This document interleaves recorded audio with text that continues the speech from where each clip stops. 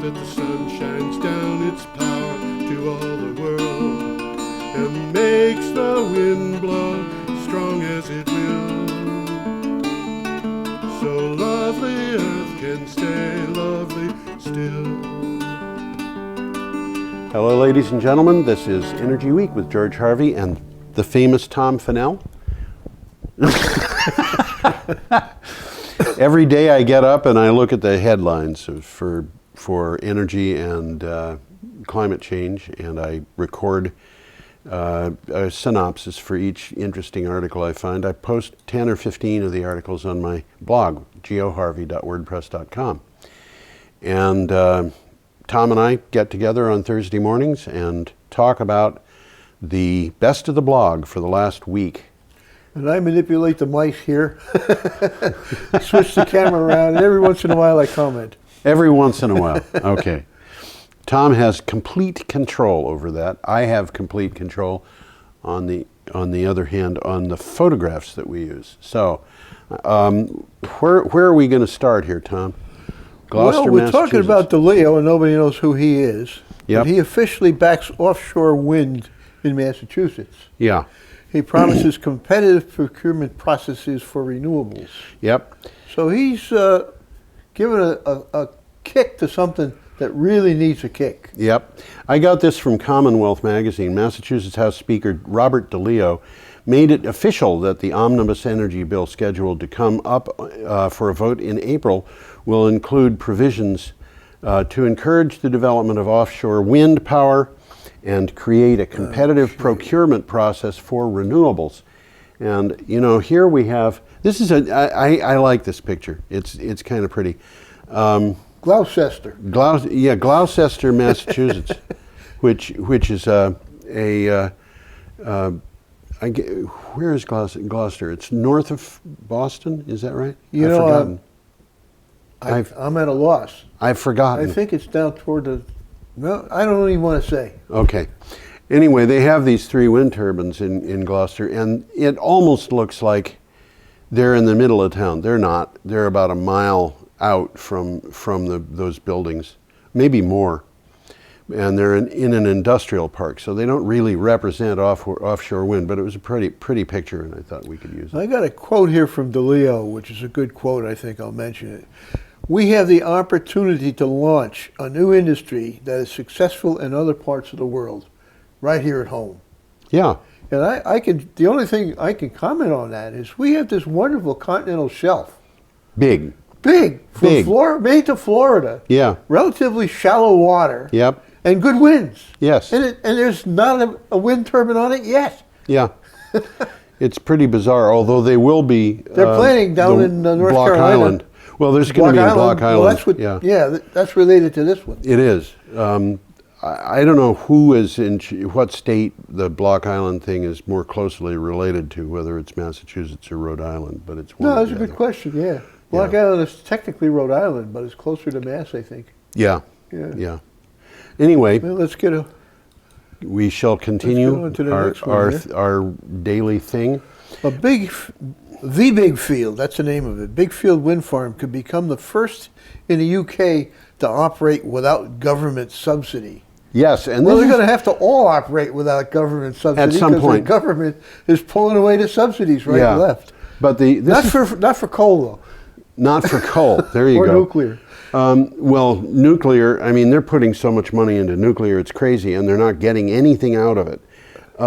This is from Wind Power Engineering. Plans were unveiled for a community-owned Cornish wind farm that would be the first in the UK to operate without government subsidy.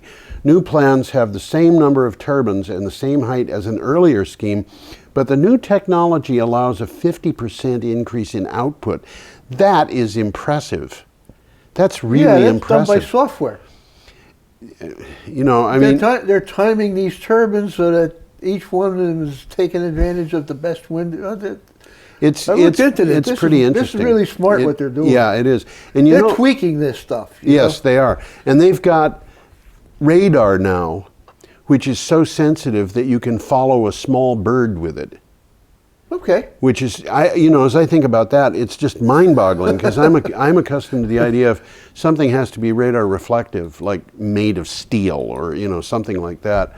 And if you were on a sailboat, you just kind of literally go under the radar because nothing on the boat was big enough to be sensitive to radar. And which reminds me also of a day that I was looking at for my house, which was on the top of a mountain above the Connecticut River valley, and I saw a plane coming up the river, and it was low. It was below where I was. This thing was flying at an altitude probably of 600 feet, and it was above the river, which was at an altitude of probably 200 feet. So this thing was military plane. It actually was a military plane, but it was so obsolete, it was crazy. Oh, no kidding. I recognized the plane as a pre-World War II cargo plane, military cargo. And I looked it up, and by golly, yep, the nose of that plane was pretty much unique, and it was literally flying under the radar. A cargo plane. So it was doing some kind of electronic reconnaissance. I think it was doing some agricultural transportation. Aha! but see, those old planes were made of wood. They were made of wood. Were they? Yeah. The ones before the Second World War, and I think low flying, and of course it went right over Vermont Yankee. Yeah. But I'm sure the police would have something to say about that in these days. But but nevertheless. I will interject something about that. Nobody has ever been, there has been no record of anybody ever dying from marijuana. Is that true? Except once. Once. A guy in New Jersey got hit with a bale from being dropped from a plane. Oh, no. Okay, that's what you call a marijuana headache. A marijuana We're all hangover. full of information today. The wind turbines can be turned off for coming birds. Yes, and we talked about that. Yeah, and bats. And when these wind turbines are in the flight paths of birds, it generally only happens during early morning migration. Oh, it's migration. For the bats, it was morning and evening, but for the birds, birds generally don't fly at the height that these wind turbines are, except for geese and things like that are migrating, and raptors. So the turbines can actually be turned off to protect the birds. During this period of time. Yeah. Makes sense. Yeah. So I think we should probably go on. Shall we go on? Why not? Okay, our next item's from The Guardian.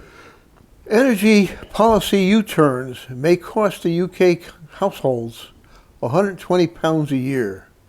That's about $150, huh?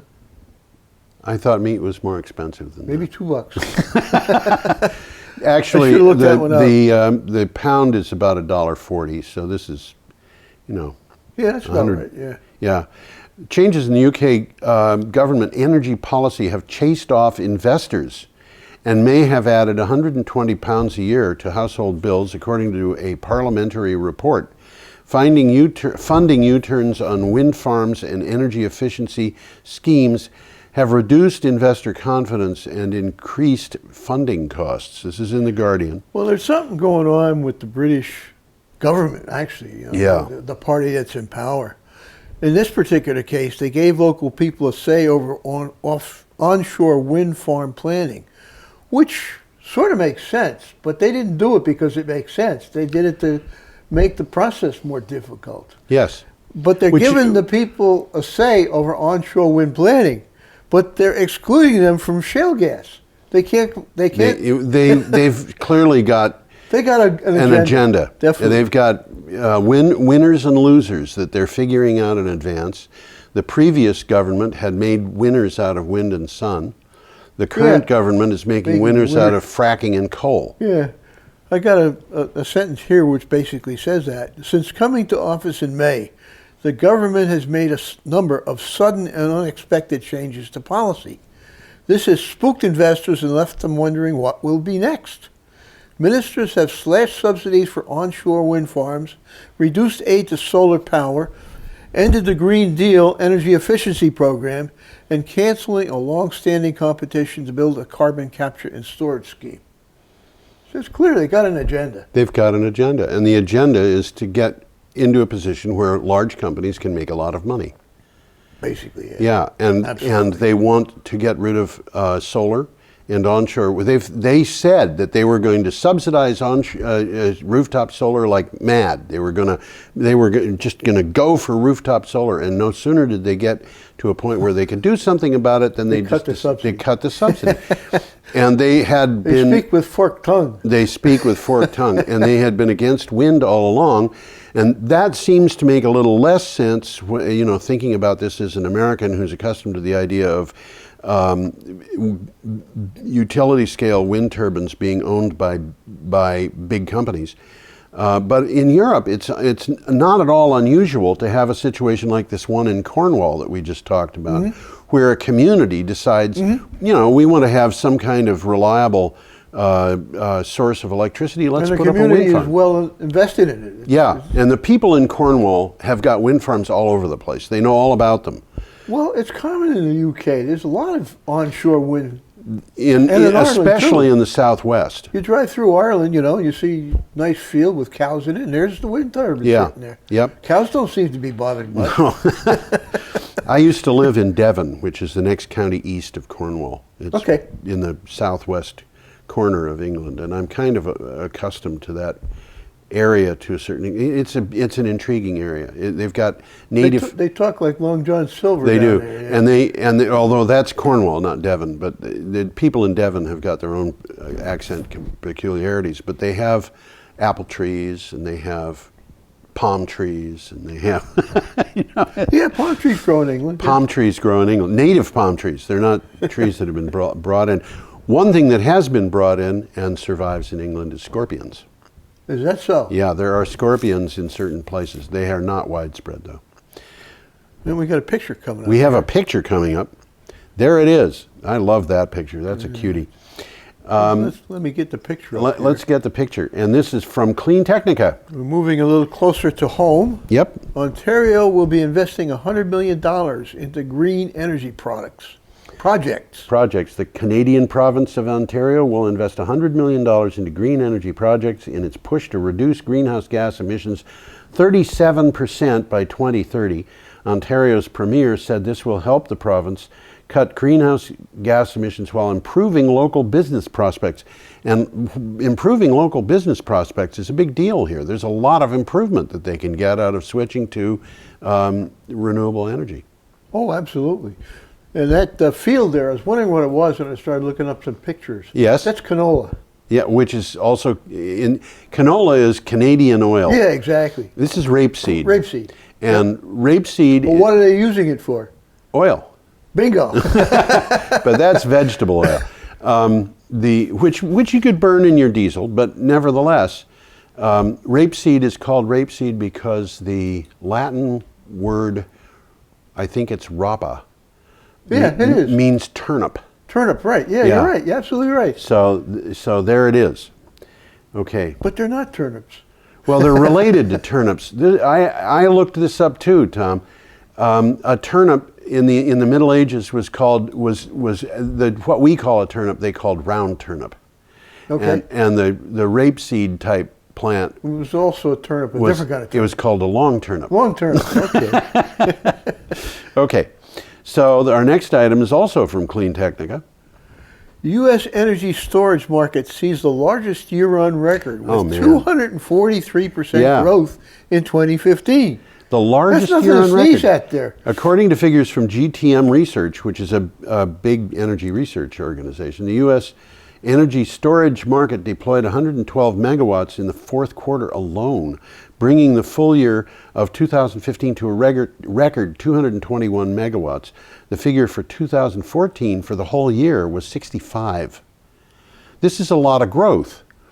For sure. It is. And this 112 that we just talked about, just the fourth quarter. Yeah. Okay.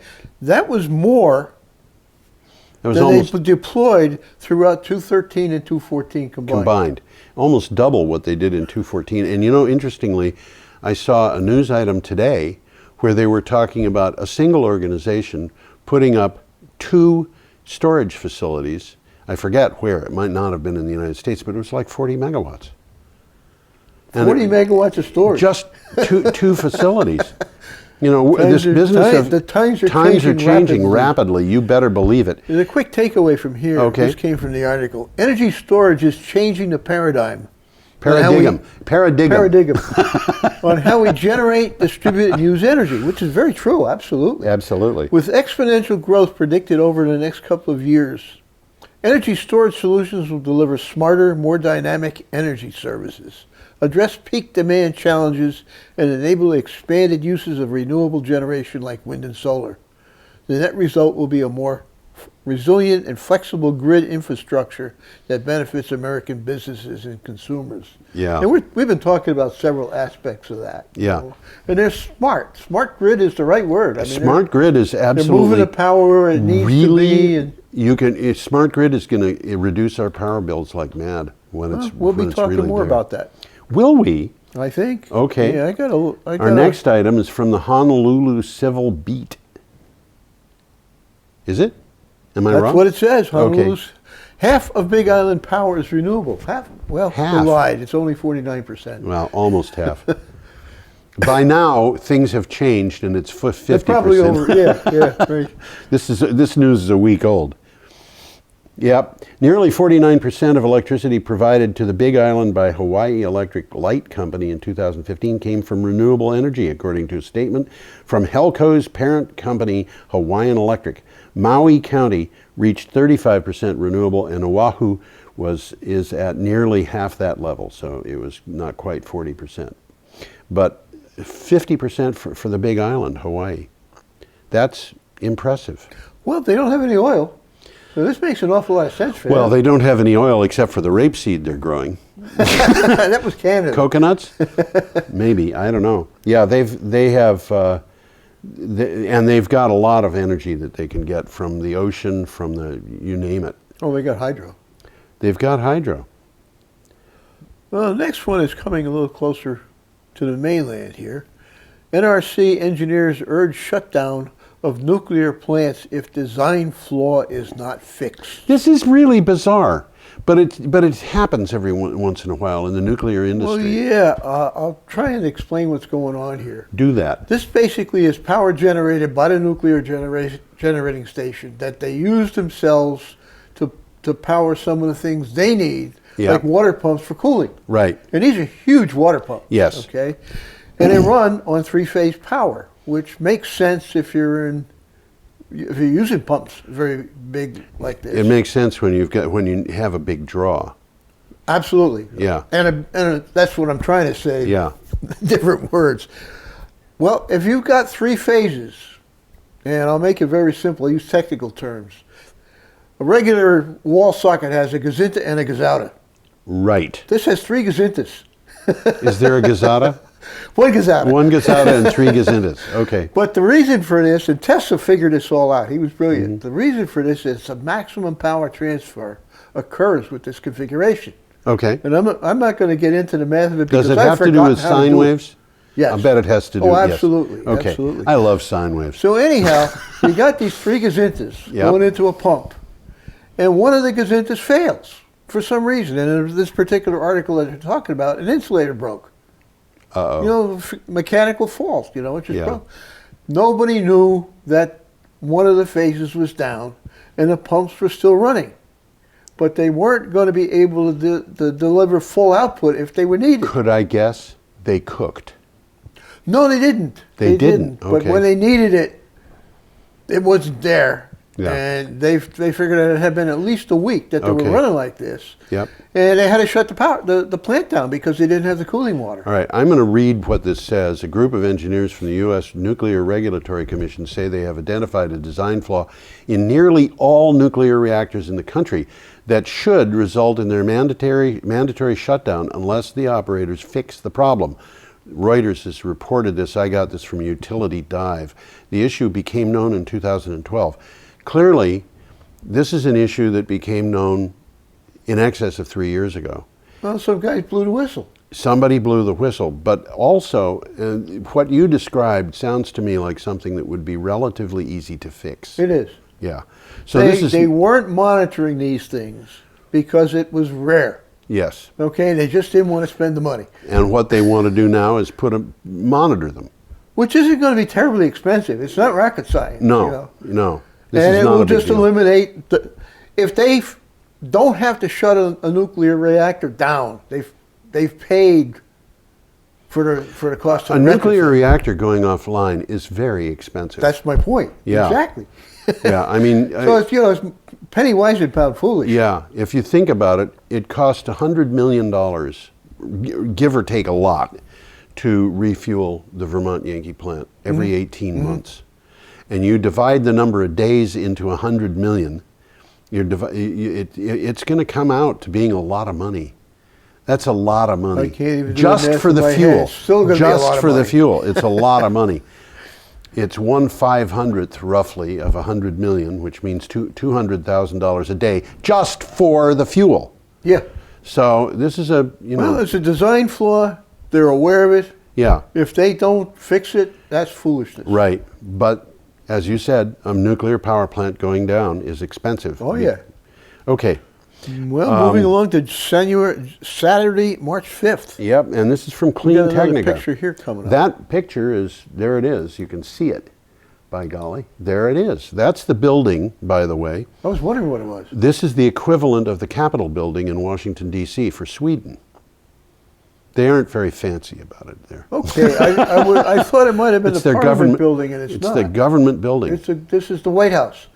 No, it's the equivalent of the Capitol building. It's Okay, maybe yeah, it's yeah, both. yeah. I don't know, Yeah, yeah. Okay. but it's the building that the government operates in, and clearly they've got a less pretentious government than we have, which is That's just also fine a very with old me. building. You know, I spent You know, that's 1600 they built this. yeah, I spent about a year and a half in Washington D.C., and they have so much pretense in the architecture in Washington. Oh, yeah. Not the public architecture that the architecture that's private. Let me put it that way. Oh, yeah? But the hotels and things. Yeah. There's a few hotels that are pretty fancy, but any government office, you're going to have Corinthian columns and statues. It's ridiculous. I got a kick out of seeing this. Okay, what have we got on this? Oh, we let's got go a back to title. it, yeah. Sweden takes aim at 2045 carbon neutrality. There you go. A parliamentary committee in Sweden has proposed a way to get the nation to carbon neutrality by 2045. It will achieve this huge goal by reducing domestic emissions by 85% from 1990 levels. The rest would be offset by investing in international projects that cut carbon emissions. In other words, they're planting forests in India or Africa to make up for some of their remaining carbon emissions, but those are only going to be 15% of what they are, or what they were. These are forests they're planting in Sweden, right? Yeah, well, all over the world. All I over think. the world. Yeah. Well, this article says they've set aside, haven't invested yet, Yeah. $500 million for this. Yeah. So they're serious. They're serious. They're absolutely serious. And when they're talking about cutting carbon emissions, what they're talking about is not just stopping carbon emissions from electric power plants. They're talking about cars. All carbon. They're talking about heating. They're talking about the whole works. And this is from a country that has a large part of it above the Arctic Circle. You're right. Yeah. So, we're talking about a place that can get cold. I had a friend who lived in Sweden, and she didn't like downhill skiing. Loved cross-country skiing. She said cross-country skiing, you could just go all day. Yeah. Yeah. So there we go. And now we have another one. You really can't compare the two sports. Okay. They use skis, but they're so different. The skis are different. Well, but the But whole thing experience is different. Yeah. Yeah. I think cross-country skiing is more like snowshoeing. Yeah. Oh, it is. Yeah. Anyway, we've got another one coming up. This is from KTVQ Billings News. Okay, Oregon is from Billings, but they're talking about Oregon and Washington states. Yes. Oregon and Washington legislatures advanced bills targeting coal-fired power. Yes, and the reason why this came from the Billings paper was because the Colstrip power plant is in Colstrip, Montana. Montana, and that plant is the one that may close down. Actions by two separate state legislatures could lead to the future closure of all 4 coal-fired power plants at Colstrip, Montana. On Wednesday, Oregon's legislature passed a bill to eliminate use of coal-fired electricity within 20 years. Washington State followed suit on Friday. And this thing... they won't be able to basically sell coal-fired electricity. That's the reason why... Even if it's generated elsewhere. That's right. Yeah. So what that means is that the plants in Montana won't have any customers because they can't sell their power anywhere but Montana. Well, I suppose they could sell it in Wyoming, but why would people in Wyoming buy coal-fired power from Montana? The only reason I can think of is if it's cheap enough. Yeah, it would have to be cheap. Unfortunately, coal is one of the most expensive sources of power we've got these days, and for good reason, I believe. So are we done with that one? We're done with that Okay. guy. Yeah, let's move along. Our next item comes from the Washington Post, and we're still on Saturday, March 5th. Should I read it? You're fumbling. I just was lost. That's okay. The Supreme Court backs the EPA this time. Yeah. Now, we've just been talking about where they didn't back the EPA. Yeah. And what they're talking about here, of course, is that They're refusing to block controls on toxic mercury. and this is important. This is a biggie. This is a big one. Every single body of water in Vermont is susceptible to mercury toxicity. If you want to fish in Vermont, check with the Fish and Game people to find out whether the place you're fishing is a reasonable place to do that, and they will tell you. They got signs up. Yeah, well, do not eat fish from this stream. That's right. I've seen them. Yeah, and in Vermont, you have if you want to fish, say in Lake Champlain, you can go there. You can say, I want to fish in Lake Champlain, and they'll say you should take no more than X number of meals if you're a pregnant woman or a child, and if you're not, you can take Y number of meals, which is going to be greater. But in a lot of our streams, they're saying don't eat this species of fish at all if it comes from this stream, or your limit is one fish meal a month. Yeah. And this is because of mercury that has come from coal, burning coal, and that did not produce electricity for Vermont. It produced electricity for New York or Quebec or Indiana, But it's interesting now. The previous one we talked about, where the Supreme Court, they just put it on hold. They didn't squelch it. They put it on hold. They put it on hold. That has to do with climate change. That had to do with, yeah. This mercury thing has to do with health. Yes. It's a very big issue. It's a very big issue. But it's a very different issue. It's actually, I think, a bigger issue than the one on climate change, because this is already causing problems now. Coal plants to shut down, and the climate change issue is, the business of shutting down coal, shutting down natural gas, going to renewable power is going to happen regardless of what the Supreme Court decides about the Clean Power Plan. And the states that put it off, they are the ones that are going to suffer. Either way, whether the Clean Power Plan is cleared by the Supreme Court or whether it's blocked by the Supreme Court, the states that say we're not going to plan for this, if they don't plan for it because but the EPA gets the green light on the Clean Power Plan, the EPA is going to tell them how they have to do this. Well, we talked about this already. It's interesting. Even though some of these 20 states joined in to oppose this, they're still planning. They all but two of them. Yeah, they're still they're they're not going to get hurt too bad if it goes down. They're going to be ready. There's a couple of them where the state governments are objecting enough that they're just saying we're not going to participate. But the other thing too is, if the Clean Power Plan is blocked, you still have market conditions that are saying you have to switch to renewables. And those states that are dependent on coal are going to be dependent on something that's dying. And it's not good to be dependent on something that's dying. Yeah, I mean, you're right, and the facts are there. But in these states, coal is a very strong lobbying concern. The coal industry in Ohio, in Pennsylvania, in Kentucky is big.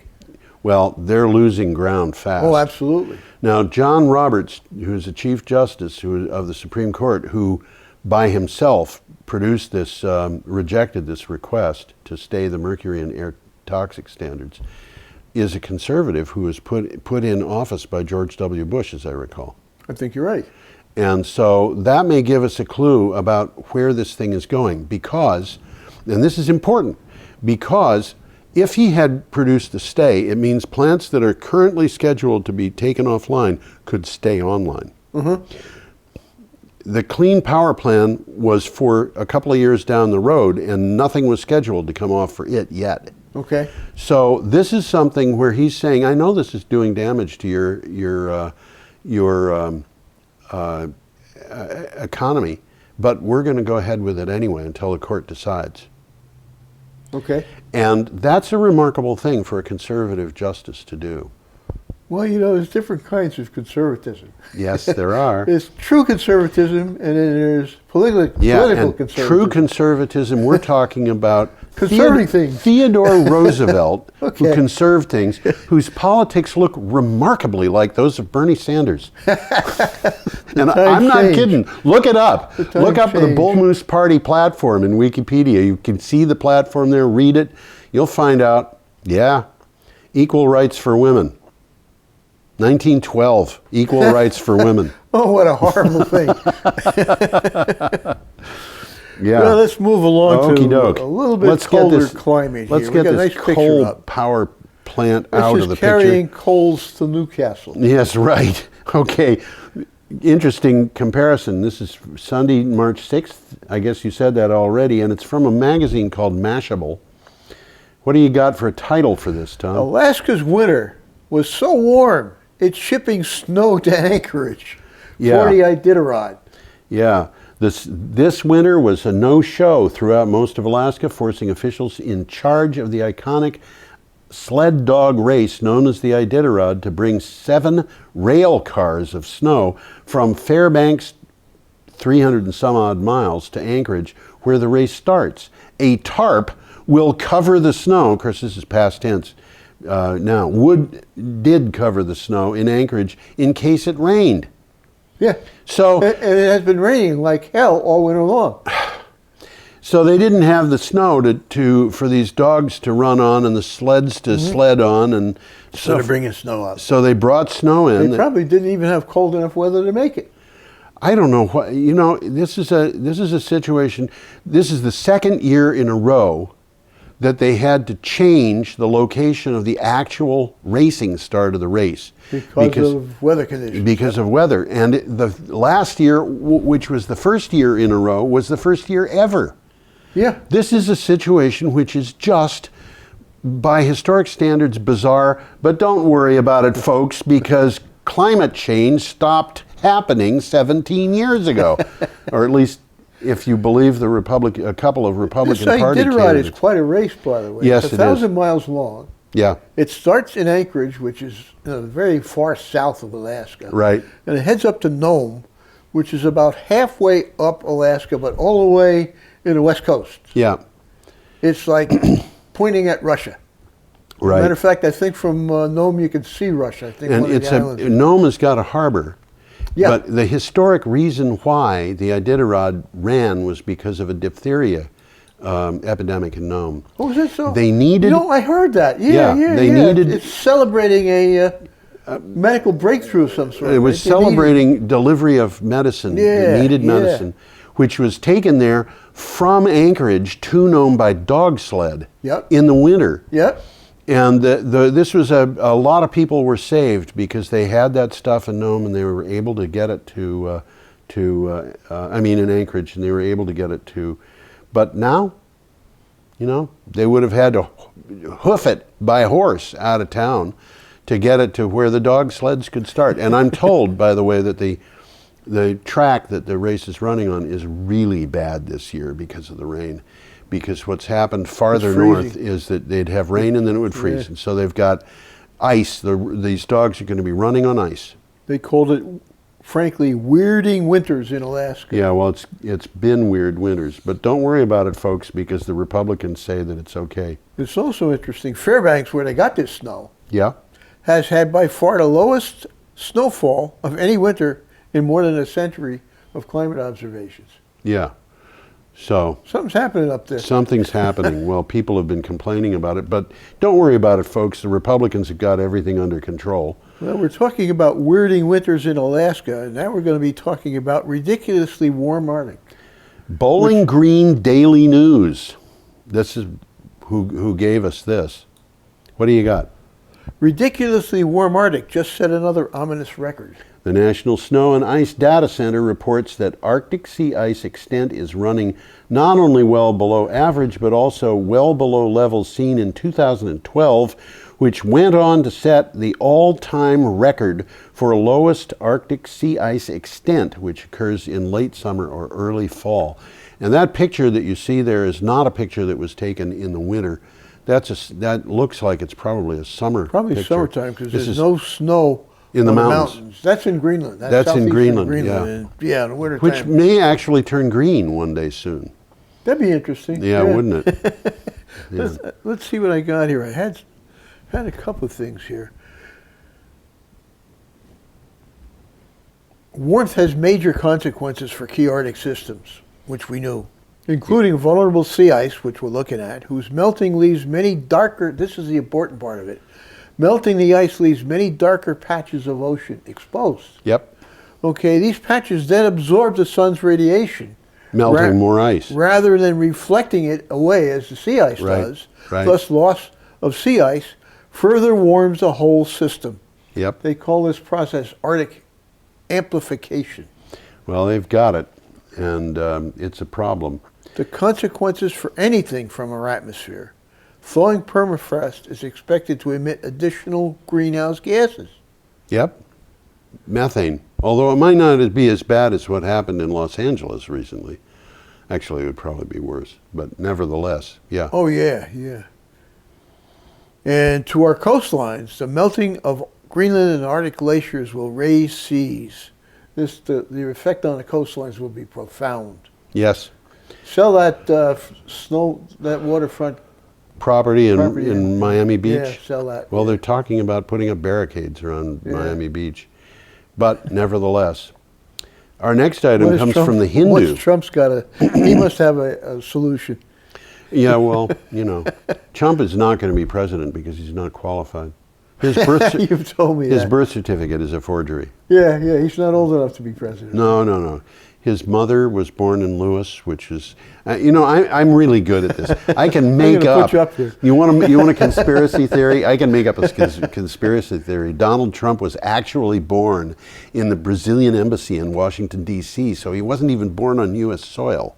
And his mother was born on the island of Lewis. Now, this is interesting because it's in the Outer Hebrides, which belonged to Norway. And Norway transferred ownership during the Middle Ages to England. And that was because of a returned dowry. But This is all the stuff I mean, it is was accurate. transferred to Scotland. What you're talking about is accurate. Well, the Brazilian embassy thing, I made that up. You made that up. But, I'm just illustrating how easy it is to come up with a conspiracy theory. But there's no copy of this medieval treaty that gave that to Scotland. And I don't know if that's true, but if you're making up a conspiracy theory, it's easy enough just to say, somebody says, look, here it is. You say, that's a forgery. And, so she's actually Norwegian, which means that her passport was invalid.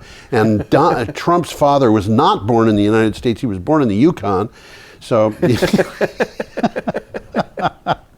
we're just having fun, folks. Oh, boy. Yeah.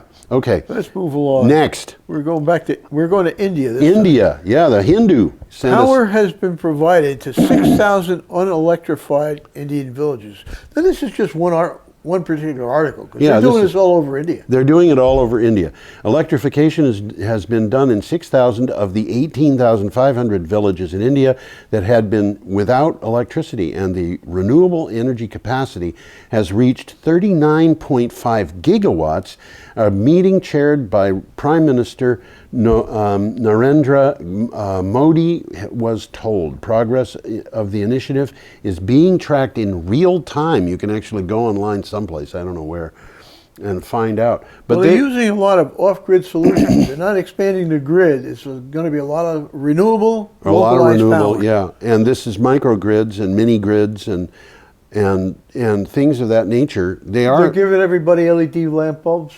They're giving people LEDs, Yeah. which use practically no power Yeah. at all. Yeah. I mean, we're in the computer that I used this computer here.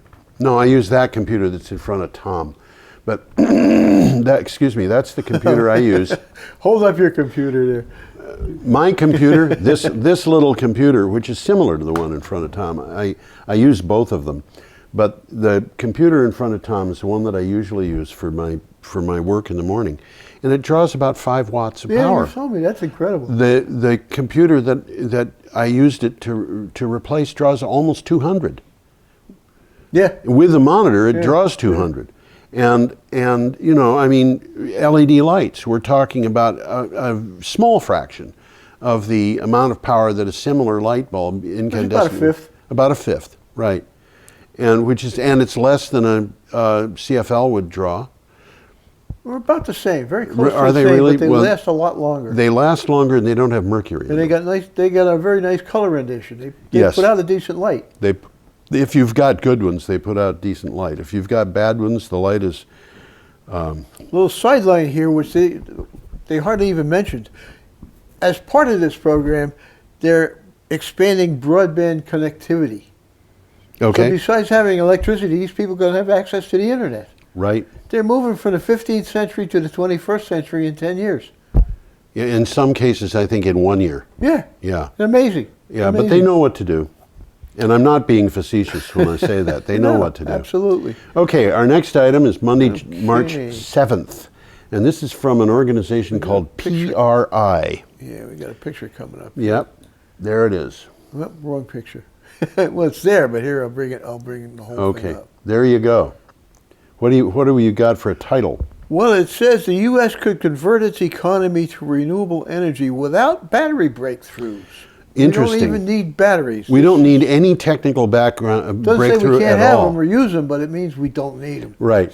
A NOAA study, that is NOAA, shows that by building new high-tech transmission lines, the U.S. could cut energy sector global warming emissions by 80% within 15 years, while keeping consumer costs low and meeting increased demand. The idea is from studying the National Weather Map. Now, there's something that I want to say that's interesting about this, and that is the same day this appeared, there was a study that came up that said, contrary to what people think, wind farms don't support each other. A wind farm at a distance is not going to give you the electricity you need when the wind farm close to you is down, because the wind has stopped and here blowing. they're saying exactly the opposite. Well, they're saying the opposite here, but when you look at the fine print in that one saying it won't help you, Yeah. they limited the study to wind farms that were 50 kilometers away. That's nothing. I mean, this is like saying, no matter how hard you try, you can't spit into the neighbor's yard. Yeah. If you stand more than 20 feet from the neighbor's yard. No, you can't. Well, they're talking about high voltage DC transmission. Right. Which is very efficient, very effective. We could get- and you can go from one side of the country to the other. We could get our power from the farthest island in the Aleutians Bingo. if we had a very efficient high voltage DC line running from there to Vermont. You know, we could get it from Tierra del Fuego. I'm going to be a little picky here. Okay. The picture supposedly shows There's high voltage DC lines. and those are AC lines. But That's fine. whoever wrote the article didn't know that, I'm sure. No. Let's see. I had a takeaway from this. Let me see if I can Okay. pick it up. Transmitting, this was just what we were just about to say. Transmitting power across the country is the least expensive way to use wind and solar energy. Well, they do this all the time, Tom. You see Florida buying power from Oklahoma, Absolutely. you know, and they can do that because the transmission line is there. And they're just old-fashioned transmission Yeah, lines. that's These- right. What they're calling for here hasn't even been planned yet, but we need, and we'll get, a network of Yeah. high voltage DC transmission lines. I looked into connecting transmission, everything. transmission lines a number of years ago, and the take that I got on it was when the DOE had a thing saying the maximum distance at which you could use high voltage DC transmission lines cost effectively in 1996 was something over 4,000 miles. In 1996. Yeah, and They're better now. And it's better now. But what is 4,000 miles from what in the United States, at least in the lower 48 states? It means you could make the power anywhere and deliver it anywhere, and it would be cost effective. Bingo. From 1996 standards. Yeah. And the times they are changing. They are changing. Okay, our next item is from Econo Times. We're back to India. We're back to India. Renewables could be a better answer to India's power problems. Well, they're aware of that. Yeah. Australian coal versus renewables. How much will it cost to bring electricity to the Indian poor? The Australian government continues to claim coal will play a vital role in bringing cheap energy to developing nations. But is this true? Well, in short, no, it's not true. And the Australians are going to be the ones who are sorry about this, because the Indians are not going to buy Australian coal because they have better choices. And the Australians, if they're going to try to sell coal to the Indians, well, they would do better trying to sell snow to those people in Anchorage, Alaska. Okay, are we going to go on from that? I'm just trying to say. Well, there's nothing here that I could say that we haven't already talked about. Okay, so let's move on. We have to move on. We don't have much time left. Our next item is from Crane's Detroit Business, a Nevada-based data center operator. You got a title for that? Oh, we're jumping over one. Japan taxpayers footing $100 billion bill for Fukushima. Absolutely, disaster. you're right. CNBC. The nuclear disaster has cost Japanese taxpayers almost $100 billion, despite government claims TEPCO is footing the bill. According to calculations by the Financial Times, these are folks who know what they're doing, almost 5 years after the disaster, the figure shows the public have shouldered shouldered most of the disaster's cost. Well, this is kind of a financial shuffle. The cash for compensation and decommissioning comes from TEPCO. Yeah. But TEPCO gets a government grant to cover that. Yes. So it's coming from the taxpayers. Yes. But it gets even more complicated than that, because it's not really a grant, it's a loan. And it's going to get paid back by revenue from the selling power. ratepayers. And the ratepayers are paying. Yeah. So TEPCO, no matter how you look at it. So what happens is you're taking the money from the taxpayers and giving it to TEPCO. Yeah. Which is giving it to the people who got hurt, but they're saying we have to repay that money to the government, so we're going to take it from the ratepayers. So these poor ratepayers are just getting raked over the coals. Yeah. Okay. I mean, why should the investors suffer? Yes. We're up to Tuesday, March 8th. Now this is a good one. This is a goodie. Crane's Detroit Business. I'm going to pull this one up. Okay. This one is. I love this article. Yep. Data center operator Switch will open a super green facility in Grand Rapids. A Nevada-based data center operator, Switch, would convert a pyramid-shaped building that once housed a research center near Grand Rapids into a data center that operates 100% on renewable power. The Michigan Public Service Commission will review the contract. Now, it has to review the contract to make sure that the contract is actually valid. But nevertheless, this is what they're planning on doing. They're planning on putting a data center into that pyramid in the middle of that thing. And well, it's going to be all around it. Yes. The red thing that you see in the picture, I'll bring the picture back up. Okay. That's part of the data center. Okay. And as a matter of fact, those particular red things that you see. On the right. Yeah, they're on the right-hand side. Yeah. They're the cooling system. Oh my gosh.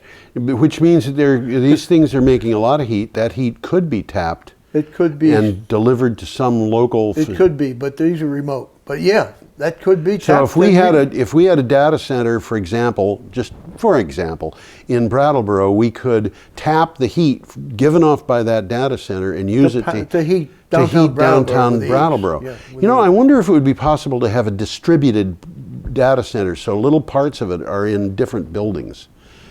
I'll bet it would be bet it'd possible be to possible. do that. And if that happened, you could just have each little part designed to be the right size to support the building it's in.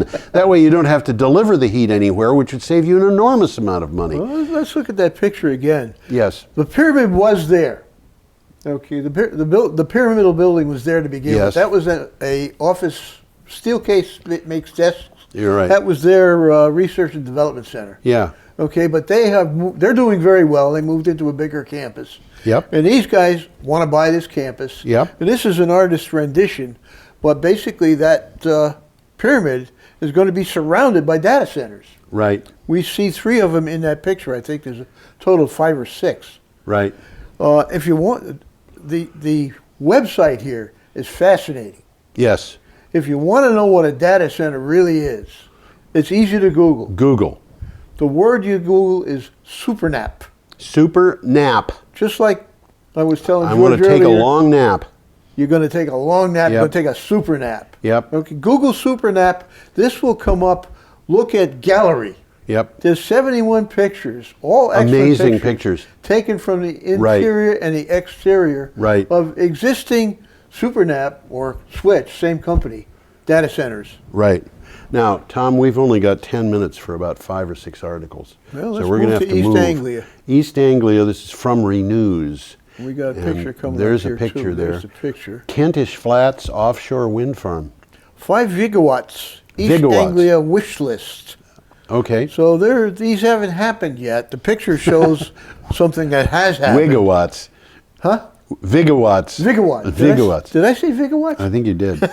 Well, you were talking about Vattenfall here. Gigawatts. I thought Yeah. I said gigawatts. I said Developers Vattenfall and Scottish Power Renewables are eyeing over 5 gigawatts of offshore wind power projects off the UK coast.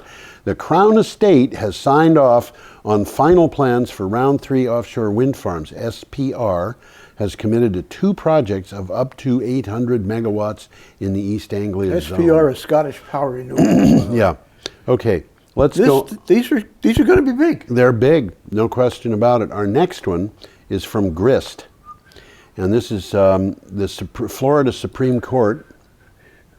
What do you got for that, for a title, There's Tom? an important ballot fight in Florida between big power companies and the solar industry. Yep. The Florida Supreme Court is set to weigh in on a controversial ballot measure that purports to strengthen, listen to these words here, purports to strengthen the legal rights of homeowners with rooftop solar panels, but the measure was created by an organization financed by major electric utilities and groups with ties to, guess who? The Koch brothers. Okay.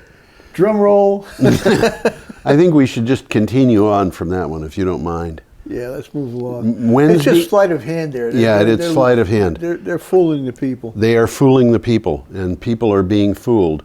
Our next item comes from CNN. And here is what happens when a pretty face gets involved in science. Well, she's more than just a pretty face. She's got a PhD. Yeah, she's she's more doing than some just a pretty interesting stuff. face. She's a lot smarter than I am. She's a very scary woman. Okay. This is from She's CNN. recycling carbon dioxide with hopes of reducing oil dependence. Isn't this something that we've talked about? Yes, it is. absolutely. But she's actually She's doing doing it. So, I got to take my hat off to her. Liquid Light is a startup company pioneering a process to convert carbon dioxide into chemicals that can be used to make consumer products. The company developed a catalyst that can combine carbon dioxide with water and electricity to make liquid fuels and chemicals to replace petroleum. Impressive. I read the article. It was a good article. And It's a good article. I read the comments on it, and somebody was just saying, it's already been done. It's called a tree. Yeah, right. But she's doing it in a factory. Yeah, and this is a big deal. It gives us more options. Oh, absolutely. Yep. And she's not alone in doing this. The article said, Well, a lot of people are trying to do the same thing. People have been putting the pieces just not as pretty as her. of this together since Sabatier, who got his Nobel Prize in the 1920s for an invention in 1913. You put carbon dioxide and hydrogen Which you get from water. which you get from water using electricity. And when you're done, you can wind up with basically anything you want, because It starts out with methane, and you can make any plastic you want to out of methane. I did a job once for a guy who was an organic chemist, and he said, anything you want, you can make out of anything you've got if it's organic. If both of them are organic compounds and you've got the little bits and pieces around, you absolutely. can go from one to another. So if you've got gasoline, you can make soap. If you've got soap, you can make gasoline. I remember reading someplace that you could make, I forget what the explosive was, but it's a explosive that's used by military in some places in the world, and you can make it out of aspirin. Sure you can. It's just a matter of organic chemistry. You have to be bright enough to do it. It's just a matter of taking the molecule apart Yep. and reassembling it the way you want it. That's right. And we have the technology to do it. That's right. And have had it for a long time. Our next item is from Clean Technica. Alrighty. All Let's get right. this picture up here. Coal made up more than 80% of the retired electricity generating capacity in 2015. This is the stuff they've closed down. This is the stuff they've closed down, and that graph tells you what kinds of power plants have been closed down. Nearly 18 gigawatts of electric generating capacity was retired in 2015 in the U.S. More than 80% of the retired capacity was conventional steam coal. The coal-fired generating units retired in 2015 tended to be older and smaller in capacity than the coal generation fleet that continues to operate. Now, if you look at that, the second bar down is natural gas. Natural gas, right. And if you look at that, you'll realize there's three different kinds represented there. One is steam turbine, that's the almost The half. black. The slightly darker one is darkish one, not as dark as steam turbine, is combustion turbine, and the third one is combined cycle. And you'll notice that most of what shut down was steam turbine, which operates like a coal plant. A lot of what shut down was combustion turbine, which is an old-fashioned turbine that's kind of like a jet engine. And the combined cycle was a tiny amount. Combined cycle is newer plants.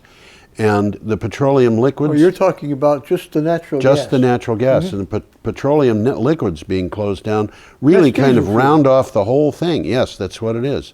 And basically, this is another picture of the fossil fuel industry getting hit in the chops. By economics. By economics, that's right. Okay, and our last item, is the last item. of the day comes from the Yorkshire Post. Oh, yes. And let's click off of that so that people can see our smiling faces. Okay. Solar farm habitats could bring at-risk species a brighter future. This is interesting. This is an interesting article. Yeah. We've talked about these guys before. Yeah, threatened wildlife, including turtle doves and skylarks, could benefit from a scheme that has been launched to create natural habitats at solar farm sites.